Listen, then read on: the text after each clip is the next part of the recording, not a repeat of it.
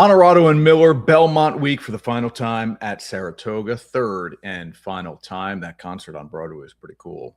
It was. Fits in the tantrums. A lot of people filling the streets. I love any time a downtown closes off multiple blocks of a street and people can just hang out. Well, because only other time it happens is Chowder Fest. And generally it's 12 degrees and windy and snowing. And even then it's fun. Mm-hmm.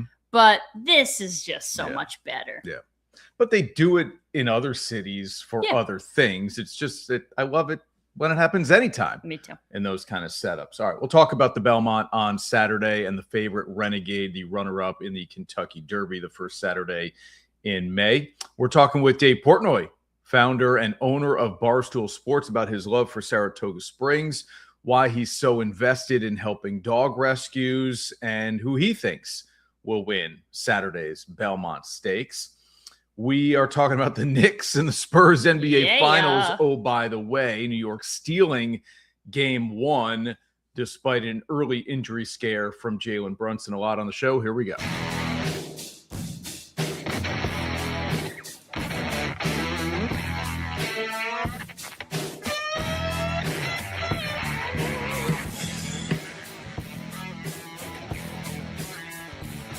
This is Onorato and Miller, sponsored by Alpen House.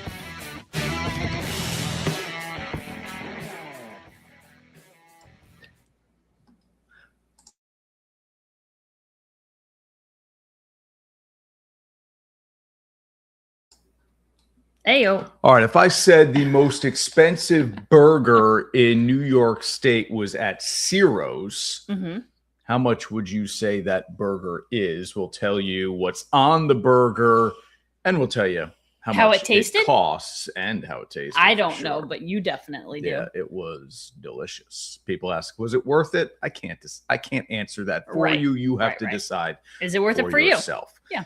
Knicks steal Game 1 of the NBA Finals in San Antonio, and they win again by double digits. They haven't blown out. Did not think this was going to happen.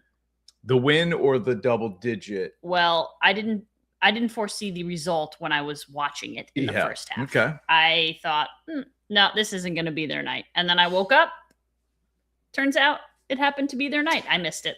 Yeah, I mean, there was a bad sequence at the end of the first half that gave San Antonio a 7-point lead going to the locker room. But really, it was a 2-point game until those final 30 or 40 seconds. So the Knicks were right there. Brunson was back in the game, and you felt like, okay, maybe they can figure this thing out. I don't know that I would have predicted in that moment that the Knicks win by double digits. But here we are. It's a 1-0 series lead, and the Knicks do what they do. It's 12 straight wins, Ash. They've won 7 in a row on the road.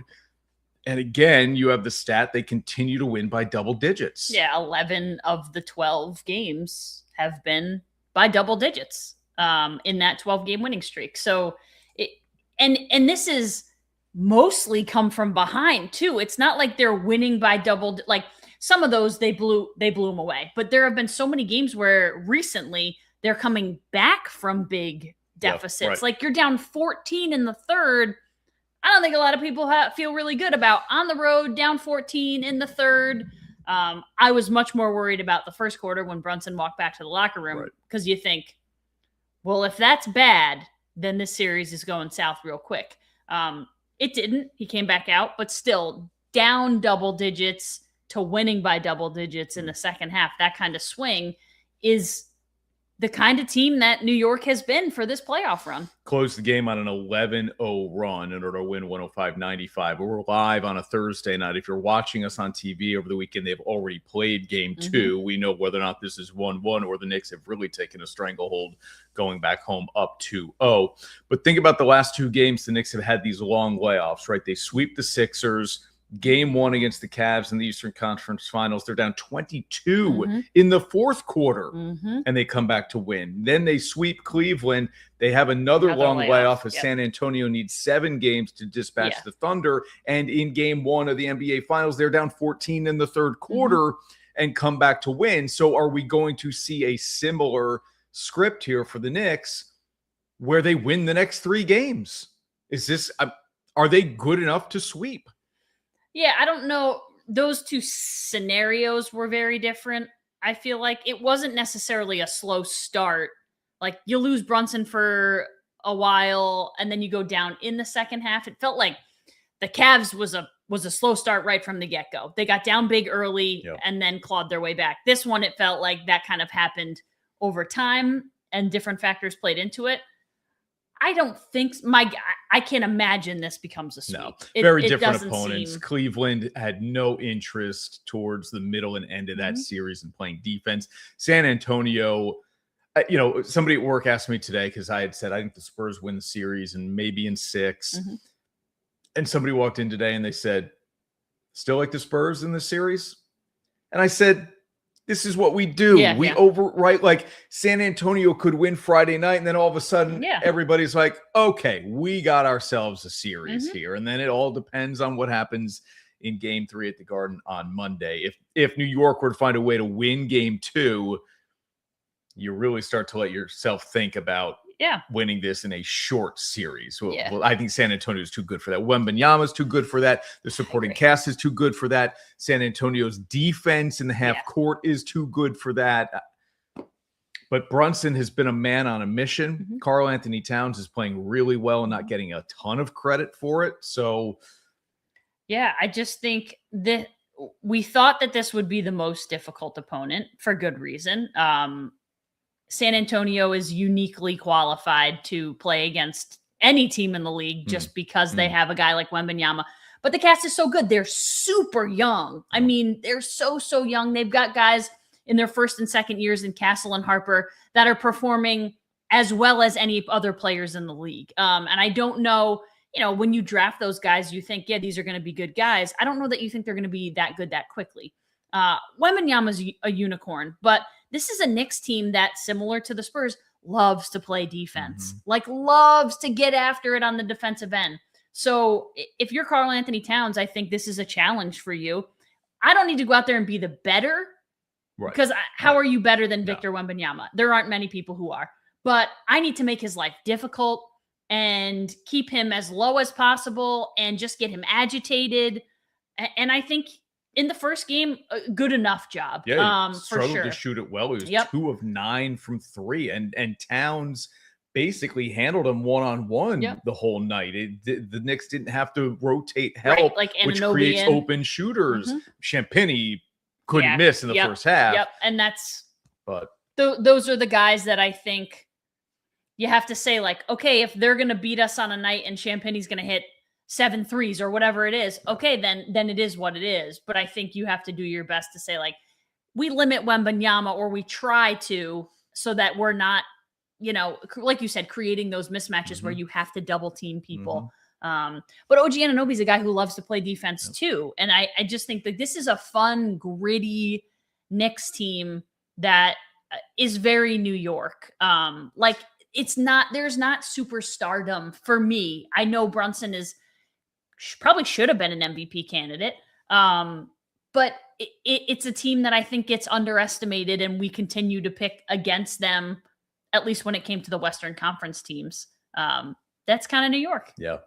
12 straight wins in this postseason for the Knicks. The record for a single playoff winning streak is 15 by the Golden State Warriors. So if the Knicks sweep, that would do it. Tie that record. Game 2 Friday night in San Antonio. They'll go to the Garden for Game 3, and the ticket prices are unreal. El Presidente will be there for Game 3. Not El Presidente Dave Portnoy, who's about to be on our show, but El Presidente, the President of the United States, going to be in the house. Yep. We'll see what kind of reception he gets. Those are always fun. That'll be mixed. Commissioners of leagues, presidents, when they make public appearances at sporting events. Yeah. I always love to know what the reaction is going to be. It'll be mixed. Because fans are fans. Yeah. New York is New York, but there'll be plenty of booze and plenty of cheers. No doubt. And he'll eat it up. Yes, he will. All right, we'll come back here on Onorato and Miller. Some NFL news, a big contract in the NFL, an injury update to one of the league's best players, and a quarterback says he's hanging him up. We're back in a minute on O&M. At Marcella's Appliance Center, our commitment is to you, providing essential appliances that families depend on for cooking, refrigeration, cleaning, and sanitation, plus appliance repair. You can have peace of mind that Marcella's is here for you today and every day, like we have been since 1957, helping you make the right choice with trusted brands like Whirlpool, Maytag, KitchenAid, and many more. Shop Marcella's Appliance Center in-store, online, or by phone. We're here for you. You can feel it starting. Longer days, warmer nights, and you're already thinking about that first trip. Just pack up, hit the road, and see where it takes you. The best memories aren't planned, they just happen. So when the season kicks off, we'll make sure you're ready. During our spring camping kickoff, bring home a brand new travel trailer for only $127 a month. And now, back to Onorato and Miller. Sponsored by Alphen House.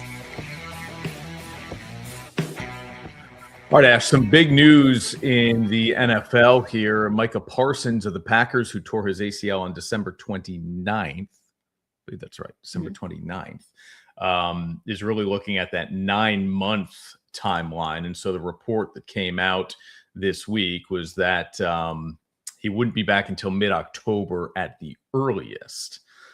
Meanwhile, Packers give wide receiver Christian Watson a 4-year, $110.5 million contract. The signing bonus is not enormous. And so I don't know if this plays more like a 2-year contract than a 4-year contract in terms of guaranteed money. Everybody look at 4 years, 110. Oh, that's way too much. Okay, but if it's only guaranteed really for 2 years, then it's a 2-year contract. This is the way the NFL contracts go all the time. The agents 2-year contract for 110. No. It would be for whatever the guaranteed money is, which is like 50, I think. So, but the agents put out this big number because they want it to look good for their clients and base. If he plays the life of the contract. Half. Like, I know it's not half. 50 is not half of 110. 55 is, but it's. My point is, if he's injured or underwhelming, then you don't have to pay out the final two. But these are how NFL contracts are interpreted. They hit the headline, and everybody goes, "Oh, now is this a lot of money for a wide receiver?" Yes. Is this a lot of money for a wide receiver who has struggled to stay healthy? Yes. But is it a lot of money for a guy who, when healthy, produces at a high level? Maybe not. It's right in line with. Is it worth it? We're going to ask that question a lot this podcast. Will. Yeah. It's right in line with what George Pickens is going to get under the franchise tag with Dallas. George Pickens is arguably the best wide receiver in the NFL. I mean, put him up there with Justin Jefferson? No, he's not the best receiver on his team. Yeah, he is. You like him better than CeeDee Lamb? It feels like he's much more of an up-and-comer. Okay. He's younger. He is. He was so good, Pittsburgh decided to trade him. I know, but that worked out for Dallas. It did for 1 year. Fine. Does he become a problem the way he was in Pittsburgh? That's a different story. Okay. Than on-field production. Okay. Yes, he's a very good player. He is.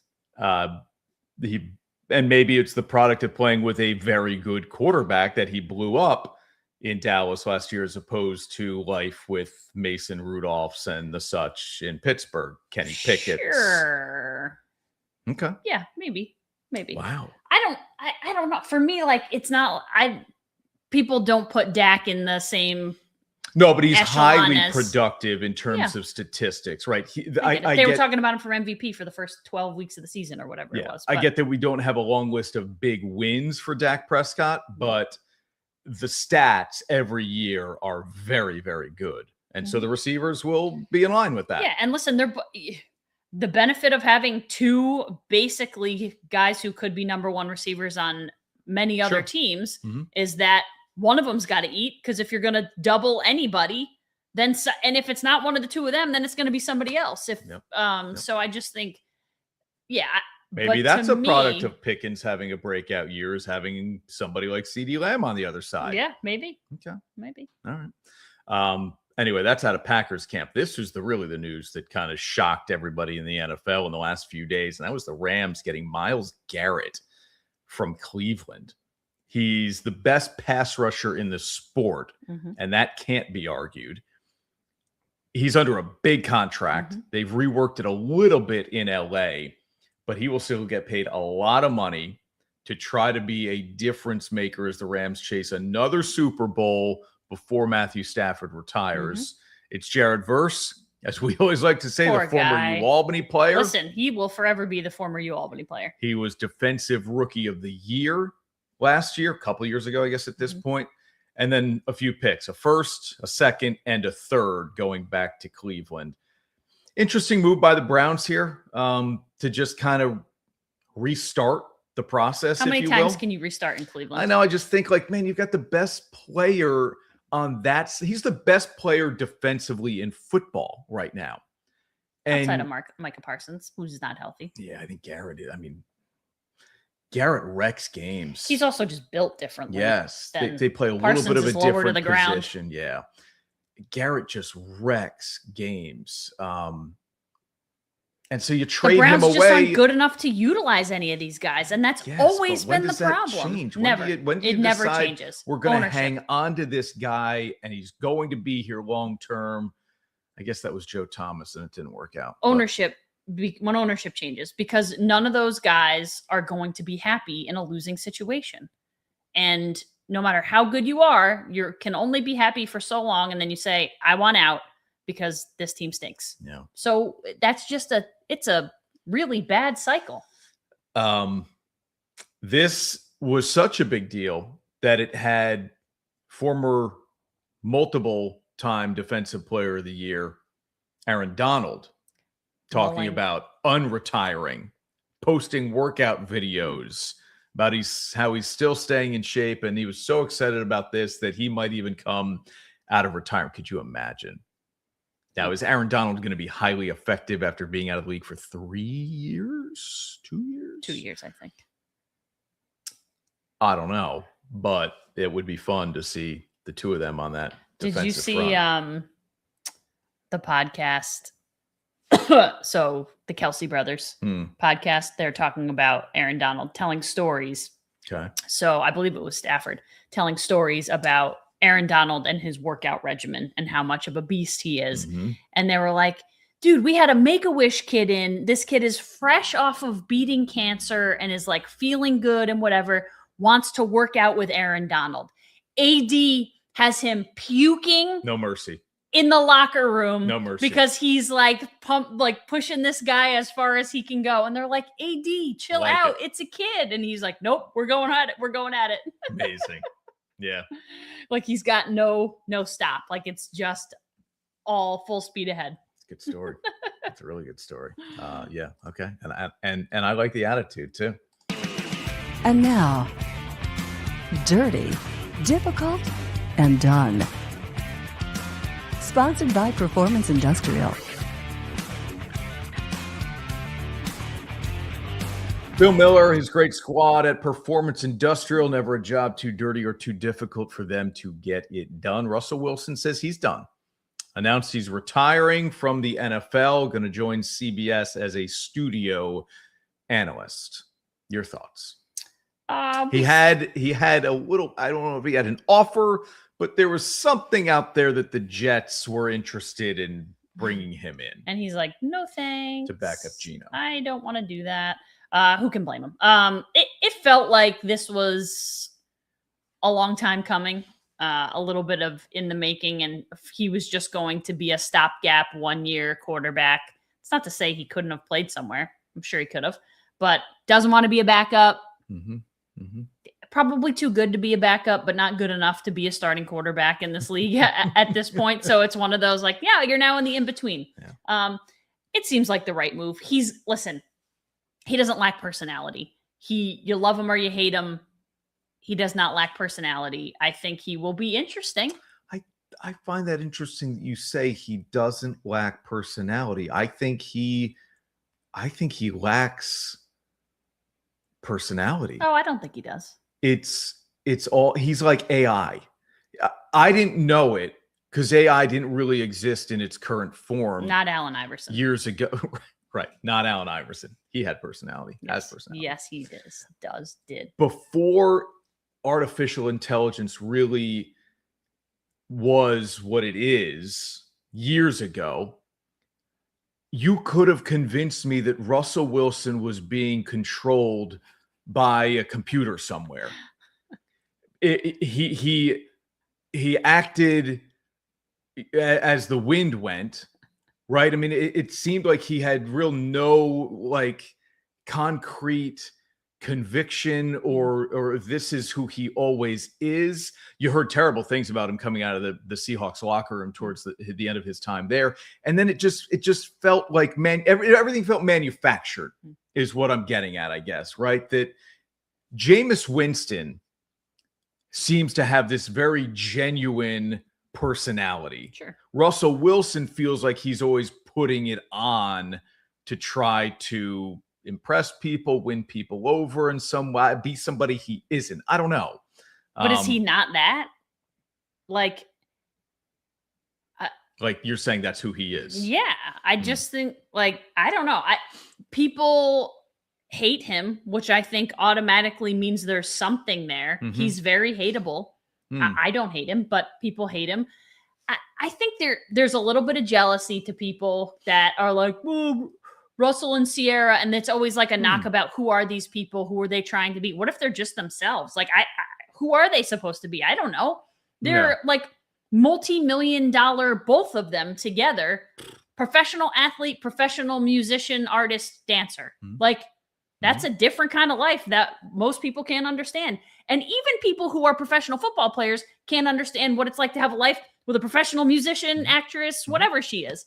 So they live just differently than most people do. They just don't bother me. I don't know. They don't bother me. They feel like they bother a lot of people. Yeah, Sierra doesn't bother me. I don't know enough about her for her to bother me. But okay, let's play the comp game here for fun. And I know you won't think it's apples to apples. Okay. Who feels more genuine? The fiance of the world's largest pop star musician on the planet, or the husband of who is now a B-level musician, she's not artist. Even B-level. When's the last time she put out music? I said she's not even B-level. Oh, she's C-level. Yeah, she's at the Met Gala. She's in the... Because she's married to him. That's Really? legit. She hasn't been a relevant art. Okay. She has stayed in the celebrity sphere because she's married to him. Ooh, okay. I believe that. But okay. So who feels... Who's more genuine than Travis Kelce? He is who he is. He is as he doesn't pretend to be anything about it. He doesn't care what anyone thinks. They're two very different people. And if we're talking about genuine, yes, different. I believe Travis Kelce is one of the most genuine humans on the planet. Seems like it. I think he was raised that way. I believe his brother is too. I believe Kylie is too. They just seem like genuinely who they are kind of people. Okay. Salt of the earth people. Yeah. They live a little differently than Sierra and Russell Wilson. Yeah. I don't know. Russ feels like he's going to be boring on TV. I think he'll be okay. I've never seen a Russ press conference where I was engaged with what he was saying. It always turned into a meme of some sort because of what he said. Yeah. Here's the deal. I think he's an intelligent person. Very. So I think he will come across very well on TV because I think he will be able to speak quarterback in ways that other guys aren't going to be able to. So that I think will be interesting to me. And it's the same reason that I think Tony Romo, while he can rub people the wrong way, there is just something about an intelligent quarterback explaining things to lay people that will be fun. And look, CBS, look at the history other than Romo, it's not going for splash. They hired J.J. Watt.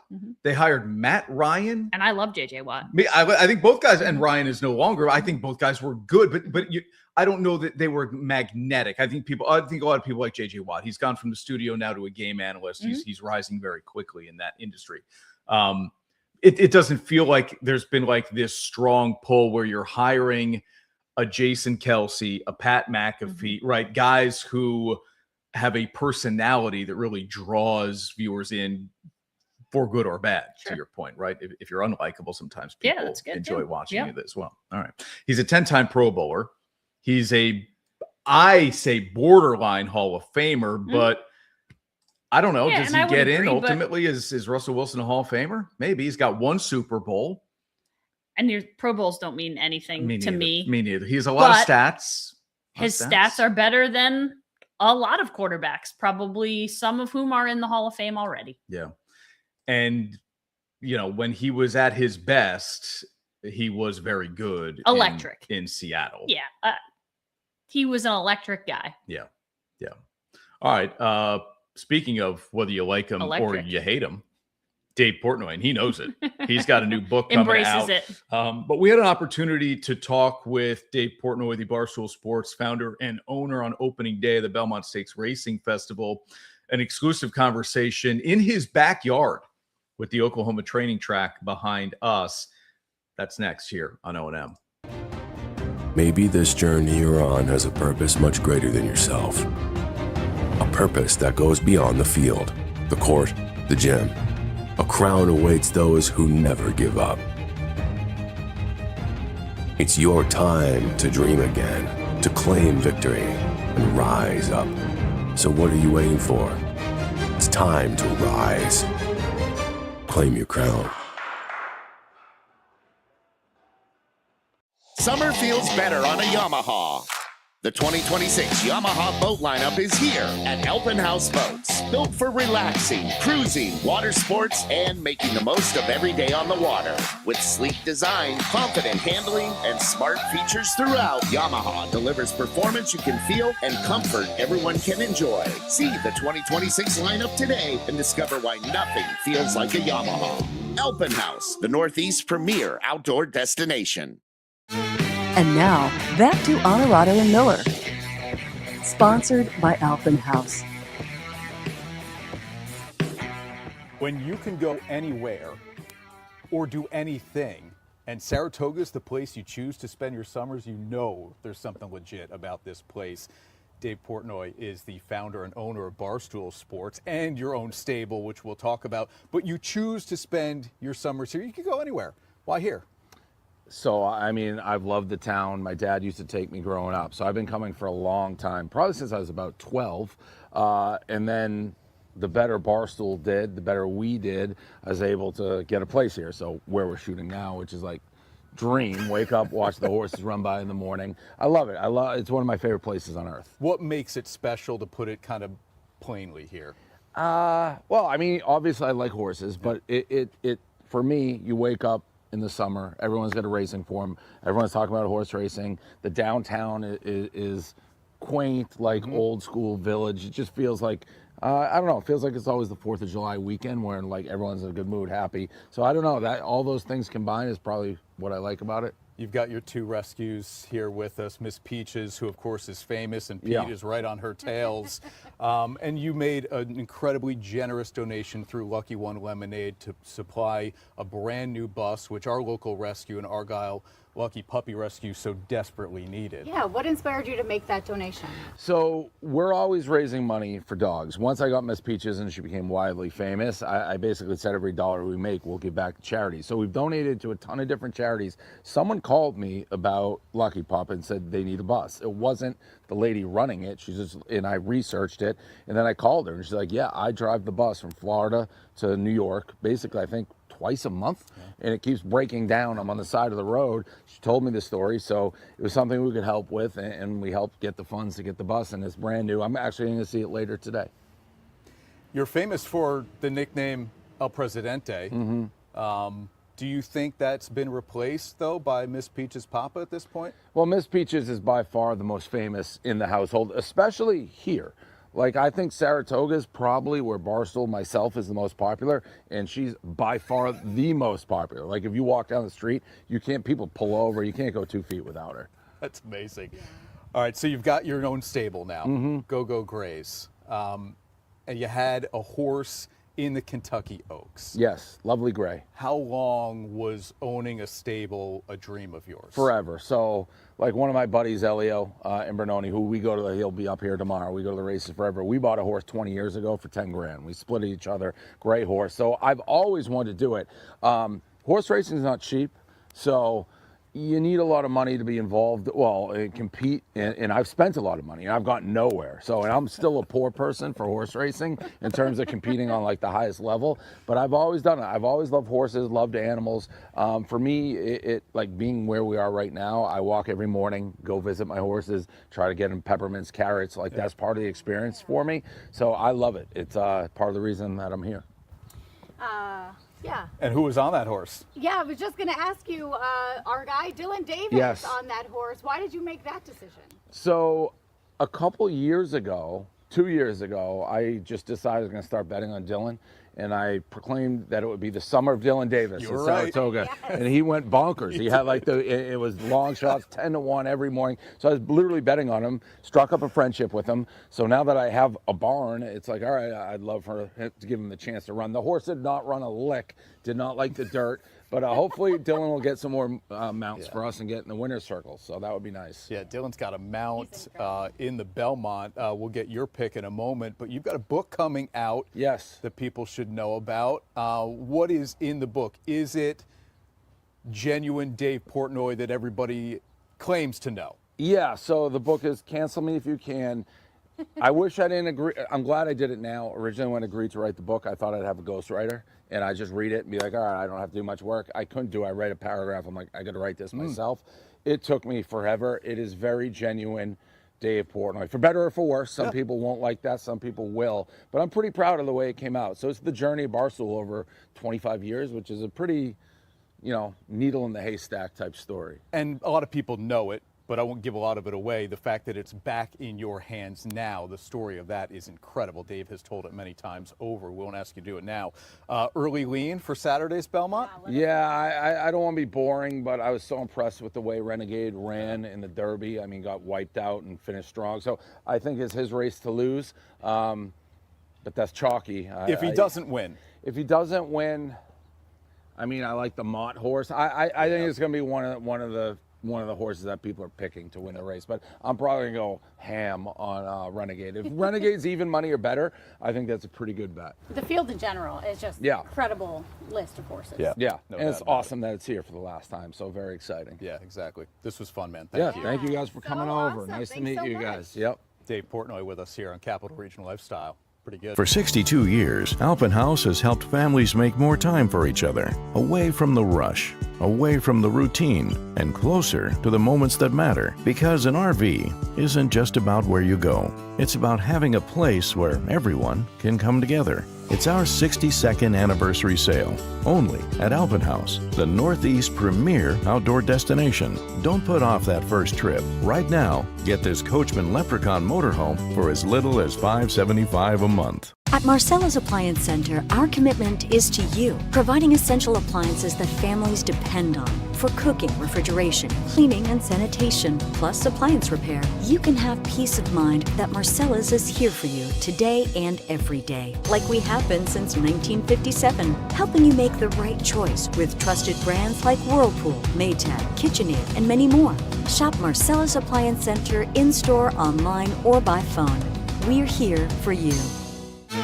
And now, back to Onorato and Miller. Sponsored by Alpine House.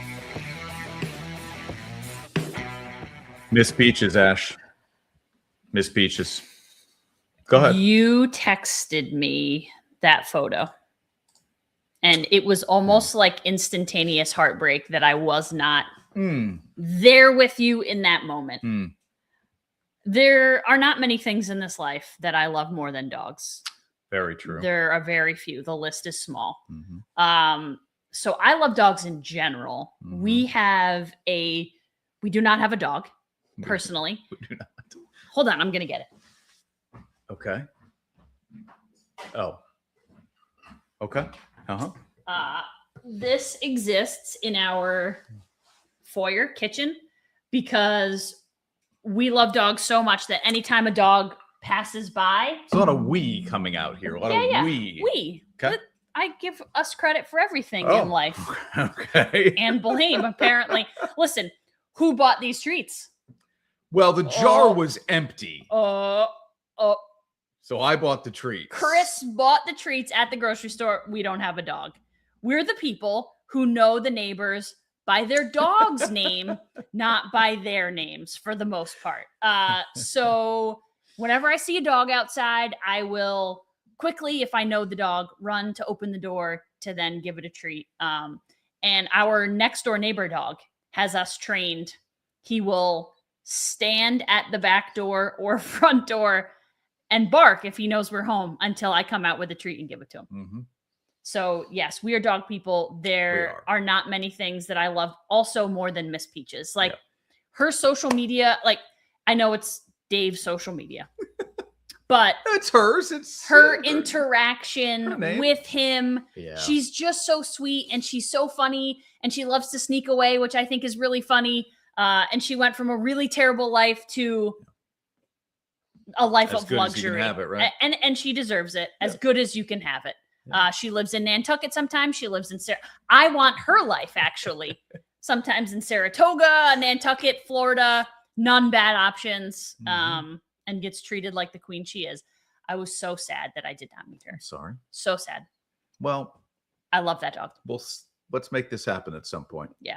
I don't know how, but we'll try. Listen, I'm not the only person on the planet who loves that dog. She is a very popular. And Dave said it. He goes, he said in that interview, he thinks Barstool is more popular in Saratoga than anywhere else he goes. Which is interesting. But we talked about this. It makes a little bit of sense, I feel like.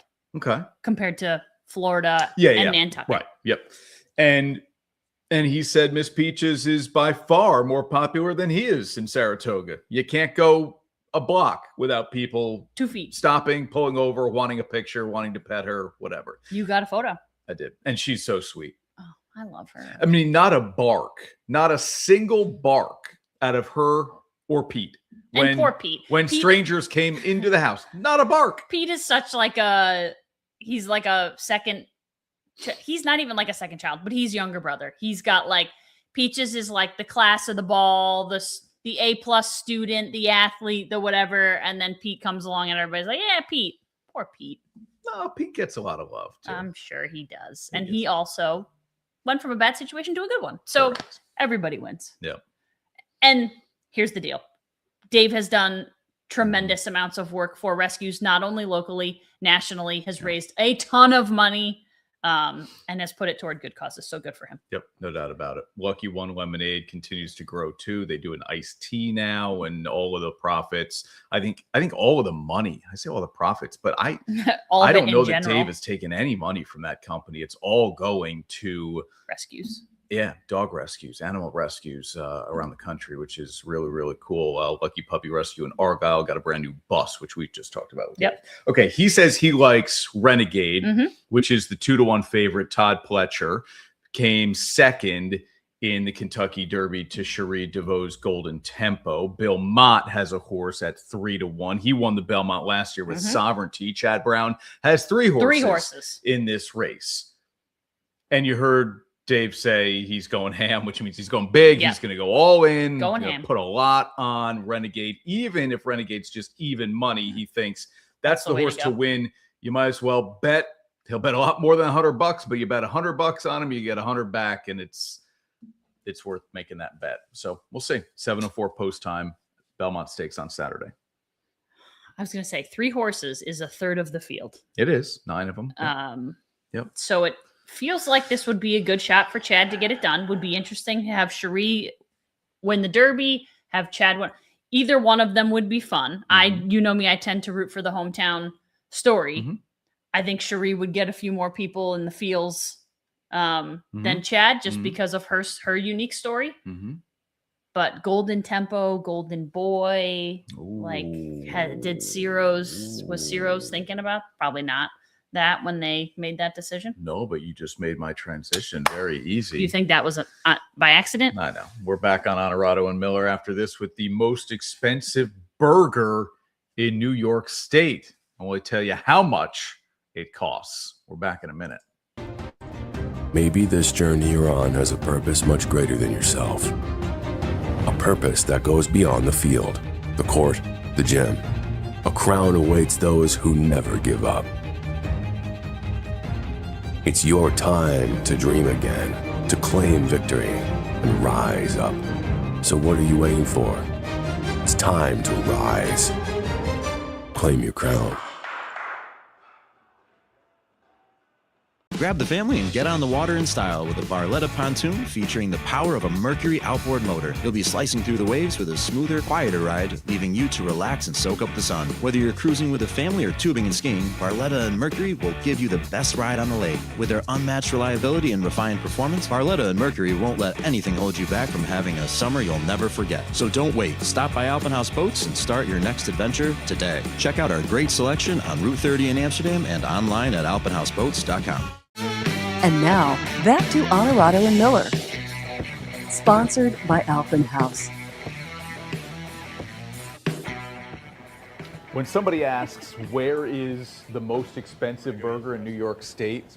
Because it's racing season, you should know the answer is Ciro's. And that's exactly where we are. Chef Noah, Chef Gabby here created this masterpiece we've got in front of us. Noah, did you guys set out to make the most expensive burger in New York State, or was it when you started putting all the elements together, you're like, you know what, actually, wow, it actually is the most expensive? Well, I think in every chef's career, we all dream about making the most luxury burger. It's been something, I've always wanted to do. So yes, I purposely made it the most expensive burger in New York State. Because Ciro's, is so iconic, and people come here once a year, and they want to experience greatness, and I want to give them something that they only can have here. Yeah, all right, well, break it down for us. This thing is incredible, smells delicious. Gabby, what, did Noah tell you, hey, this is what we're going to do? What was your reaction when you started hearing the list of things that were on this burger? Yeah, so when we started brainstorming the menu, Chef was like, I've always wanted to do an awesome burger. Let's just go super high end, just straight luxury, basically. So he had the concept kind of formed, and then from there we tweaked it. We added a couple more ingredients, added the caviar, and we were kind of sold after that. All right, so this is incredible. Tell us what's on the Golden Boy. Okay, so starting off with the patty, A5 Wagyu, the best Japanese beef in the world. Start off with the patty, we pan-sear it, based in its own fat. And then from there, we top it with foie gras torchon. So Hudson Valley foie gras, the best you can get. What is foie gras? Duck liver. Yep. Yes. Oh. Yep. So very prized, French delicacy, but here it's in a torchon, which is basically salted and cured, almost like a log of butter, if you will. That goes right on top of the burger itself. Good for that. Yeah. Okay. Next up, we have our king crab. Yeah. So, the best crab you can get. Just butter poached, tossed in a Mornay cheese sauce with a lot of Gruyere French cheese. From there, we have a bacon jam, black truffle in there, black truffle pate kind of ground up into the jam, kind of a play on a regular, bacon jam you get with a hamburger, just elevating it. Obviously, we have our gold, 24-karat gold leaf, and then we finished it off strong with caviar and tater tots. Unbelievable. Yeah. How did this come together, Noah, compared to your expectations? Well, it's more of an experience now. It's not just the burger. I think that's kind of what we were going for. We're super excited. We already got 10 reserved for opening night, which is awesome. We're going to sell 50 a week. Okay. The first 50, and then we're sold out for the week. So that's our goal, and I'm excited to see how it plays out. And you've already got 10 on the books. 10 on the books for opening night. And when someone enjoys this and eats this and enjoys it, what does that mean to you as a chef? A burger's iconic in every way, right? It's comfort food for everybody. So I think this is just where fine dining meets a burger, and it's just it's comfort food. Okay, friend, should we give this a shot? I guess. Yes. No, I'm nervous. I'm nervous to touch it. So we kind of want, we give the option for people to put caviar on the burger each bite, or just enjoy it with the tater tots. Okay, so do I take this piece? Oh my God, what are we doing? Yep. Whose idea was this? Noah's. Good point. You're gonna get messy. It was Noah's Should I eat the gold off my finger? Exactly, it's a part of the experience. I'm Oh my God. Oh my God, all right, whoa, I can't pick it up. No, here we go.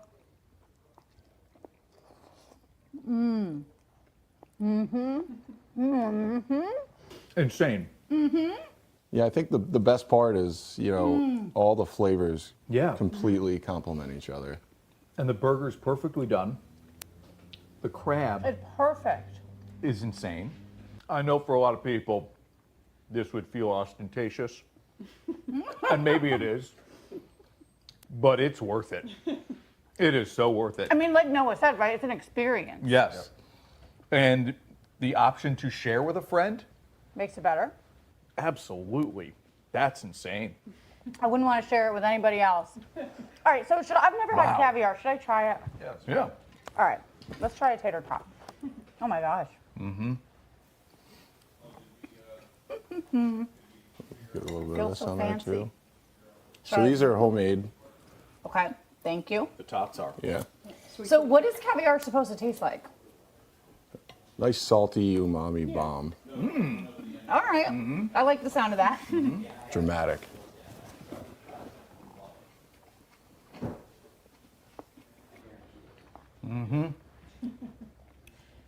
I mean, I know a tater tot sounds basic. That is not a No, basic that tater is tot. not. Oh, these are cooked in duck fat, and then we Oh my press them goodness. and cut them out. We're super excited how they came out. They're not overly breaded the way you would Nope. get with some tots, right? I mean, it has a great crispness, but it's, wow. I mean, as someone who can't cook anything, it's Same. just so, I know to us, this is like so Yeah. amazing. And it's very impressive. I don't know how you do it. Both of you. Really, really good. Congratulations. Yes, You set out to seriously. make the best burger. Yeah. And you did it. And it's the most expensive too, so you got both there. It's at Ciro's, and there are only 50 of them a week. So get on it quickly. Yeah. The golden boy. The golden, Golden boy. boy, right? stay golden. Stay golden. Golden boy. Now, we didn't say it in that piece, $325 for that burger, the most expensive burger in New York State. I can't believe you didn't say it in that piece. Well, Was there a lead in? No. Yeah. no, we came back out of that piece and then talked about the price of it Yeah. and how much it was and all that stuff. Yeah. $325. It was already kind of out there, so Yeah, we yeah, didn't I need get it it. to be the focal point, right? But people have asked. I know I said it in that. It's worth it. It's worth it. It's worth it. Okay, but people have asked, is it worth it? And I say, well, I've said to everybody, It depends on- that's up to you. It I don't depends on your know. perspective on money. Yes, and how much you enjoy a burger. Right. Well, and that's got to be hard to finish. I mean, even with two No way. people. Yeah, I don't think you could do it. I mean, yeah, you could. You of could, yeah, course. yeah, yeah. But with two, that's a lot. Mm-hmm. That's a lot. It was good. It was very, very good. Very, Yeah. very good. Not for me. Just from all of the things on it, not for me. I don't want crab. I don't want a lot of things on there. And so I'm all set. I also I'd go see a concert for $325. And, you know what I mean? And to your point, it's perspective on money. Then that's right? it. There's a line that I won't get right from the movie Ferris Bueller. Like, if you have the means, You go for it. why not? Yeah. And I get Because that. people have been posting on social And media. that's We're it. one night in, as It we do this is- show live on a Thursday. We're one night into that opportunity to order this burger, and people are posting like I've seen crazy. it. We got the golden boy. We had the most expensive burger. Like Noah said, it's an experience. Mhm. It's something for people to Talk brag about. Yep. They're gonna do it. Mhm. I don't know that they'll sell 50 every single week through Right. the summer, I but bet they do. they're gonna sell enough of them. I bet they do. Kind of cool. Are they open now all the way through? They or are. will they close next week? No, they are staying open. They're staying open. Those weeks until Tough, might right? be the tougher weeks. Yeah. Maybe they only Yeah. sell maybe they just get to 50 or don't quite sell. Yeah, I think we have 50, but 2.5 weeks without racing Okay. after the Belmont Festival, and when the So season those will be your starts tough times. early before the 4th of July. because now you've just got locals and you're depending on locals to come try the burger as many days a week as you're open. That might be tough, but Yeah. it's going to fascinate people. It will excite people. It will be what people want to do. But I will say the stuff I'm seeing on social media is posted by locals so far. Yeah. I mean, I get because Yeah. I'm not friends with But the it's people who only are out one of the day. town, but It's one day. Yeah. Like, are people next week? I want to see the locals going to get it. Yeah. The Golden Boy at Ciro's. What a burger. New I mean, that York's thing most expensive is burger. massive. Yeah, 2 pounds. Is it the country's most expensive burger? I mean, is anybody else doing this madness? I don't know. They should find out. I mean, if it isn't New York or California, who else is charging $3 for a burger? Really expensive restaurant somewhere, but yeah, I don't know. We should ask Noah. Yeah. I'm sure he's done the research. Yeah. Are you sure it's not the country? Or he just felt like I can claim Yeah. the state and not worry about Yep. beyond that. Anyway. You had it. I had That'll be the only time. I had a quarter. Don't plan on it again. I had a quarter of it, so do the math quickly. I don't know how much did that cost me. I don't know. A quarter of $3.25. All right, $70, $82 or something like that. Okay, something close to sounds that. about right. And the tater tots are phenomenal too, by the way. Interesting. No break here, but wanted to share a conversation with you all that we had about the upcoming concert series at Tanglewood. Mm-hmm. A lot of stars coming and some good perspective on that. Here's that conversation. It's this incredible, beautiful, breathtakingly stunning outdoor space, which for me has always been about fellowship. It's about people coming together and experiencing this incredible artistry out in this stunning natural atmosphere like the Berkshires. And you have this massive shed, of course, where you're up close and personal right by the stage, seeing some of the greatest artists of our time. But you can also just lay out on the lawn with a picnic with your friends and have a glass of wine and enjoy a concert underneath the stars. So for me, it's all about that concept of coming together as people and enjoying music and celebrating. It's such an iconic place, and it's always been such a breathtakingly beautiful atmosphere that for me is the quintessential place to enjoy a concert in this country. So then when I see Hugh Jackman on the schedule with this, I think to myself, boy, this is, talk about an experience.